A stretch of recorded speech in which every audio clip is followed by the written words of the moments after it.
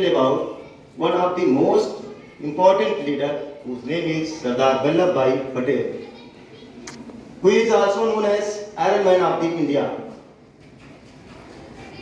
Iron man of the India के नाम से इनको जाना जाता था, भारत के लौह पुरुष के नाम से जाना जाता था। ऐसे ही इनको लौह पुरुष के नाम से नहीं जाना जाता। इन्होंने अपनी बुद्धि के बल से अंग्रेजों का लोहा छुड़ा दिया।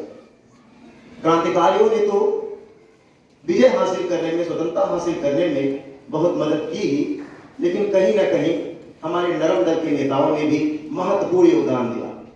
आज की युवा पीढ़ी क्रांतिकारियों को ही अपना हीरो मानती है, लेकिन हम उनको बताना चाहेंगे कि अगर बुद्धि के बल पर हमारे नरम दल के नेता सामने न आए होते तो उस क्रांति को दबा दिया जाता और उस क्रांति को हरा दिया जाता।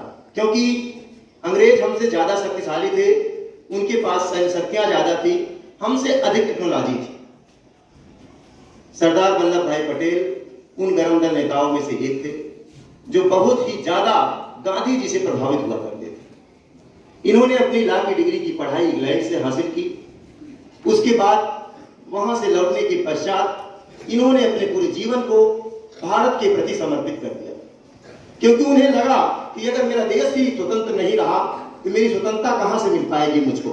ये मेरा एजुकेशन हमारे लोगों के लिए काम नहीं आ सकता। इस विचारधारा के साथ उन्होंने गांधी जी के साथ कई सारे मूवमेंट किए, जैसे खेड़ा आंदोलन उन्होंने 1918 में शुरुआत किया, जहां पर किसानों ने भीषण अकाल पड़ने के बावजूद भी भारत में टैक्सेस को फ्री नहीं किया। उन्होंने कहा कि आपको कर तो देना पड़ेगा, चाहे जहां से आप लाके दो। अंग्रेज सिर्फ भारत पर ही राज नहीं किए, अन्यत्र कई देशों पर शासन किए, लेकिन भारत ही एक ऐसा इकलौता देश था जहां पर किसी भी स्थिति में यहाँ के लोगों के प्रति उनकी सहानुभूति नहीं हुआ करती थी।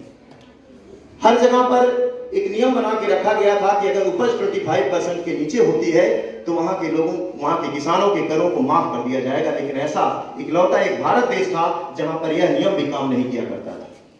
सरदार वल्लभ भाई पटेल ने 1918 में गांधी जी के सहयोग से एक खेड़ा आंदोलन में बहुत ही मार्मिक तरीके से पार्टिसिपेट किया और आंदोलन को सफल बनाया।